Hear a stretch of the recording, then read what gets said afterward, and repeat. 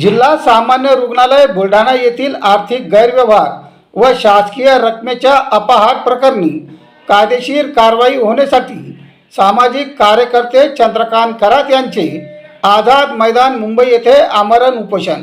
जय भारत जय संविधान। मी प्रवीण कुमार काकडे व आपण बघत आहात लोकप्रश्न न्यूज महाराष्ट्र। कोविड-19च्या जीवघेण्या काळात बुलढाणा जिल्हा सामान्य रुग्णालयातील खरेदी प्रक्रियेत कथित आर्थिक अनियमितता, भ्रष्टाचार आणि शासकीय निधीचा गैरव्यवहार झाल्याचा गंभीर आरोपाचे प्रकरण पुन्हा पेटले आहे। 4 वर्षापासून तक्रारी, निवेदने आणि पुराव्यासह पाठपुरावा करूनही शासनाचा अंतिम निर्णय होत नसल्याने सामाजिक कार्यकर्ते चंद्रकांत ज्ञानेश्वर खरात यांनी 14 ऑगस्ट पासून मुंबईतील आझाद मैदानावर आमरण उपोषण सुरू केले आहे। निवेदनानुसार लाचलुचपत प्रतिबंधक विभागाने भ्रष्टाचार प्रतिबंधक अधिनियम 1988 मधील कलम 17 अंतर्गत पुढील चौकशी व आवश्यक कायदेशीर कारवाईसाठी शासनाची मंजुरी मागितली आहे। तत्कालीन लाचलुचपत प्रतिबंधक विभागाच्या महासंचालकांनी 26 जुलै 2024 रोजी संबंधित विभागाशी सविस्तर पत्रव्यवहार केल्याचेही सांगण्यात आले आहे। गृह विभाग, निधी व न्याय विभाग, सामान्य प्रशासन विभाग, सार्वजनिक आरोग्य विभाग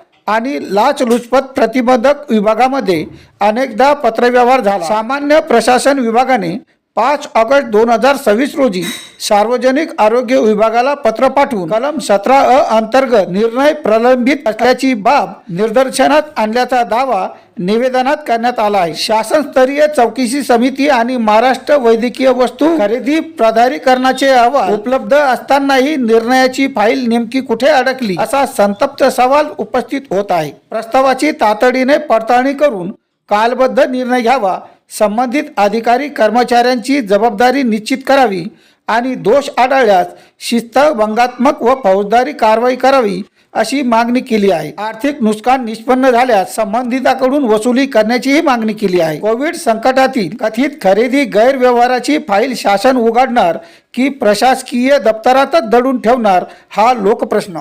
सामाजिक कार्यकर्ता देवळकर राजा मी आझाद मैदान मुंबई येथे जिल्हा सामान्य रुग्णालय बुलढाणा इथे झालेल्या घोटाळा प्रकरणी मी आझाद मैदान मुंबई येथे आमरण उपोषणाला बसला आहे। तसेच माझ्या आंदोलनाची शासनाने दखल न घेतल्यास माझा सुरू असलेलं आंदोलन हे आणखी तीव्र स्वरूपाचे करण्यात येईल याची आरोग्य विभागाने नोंद घ्यावी।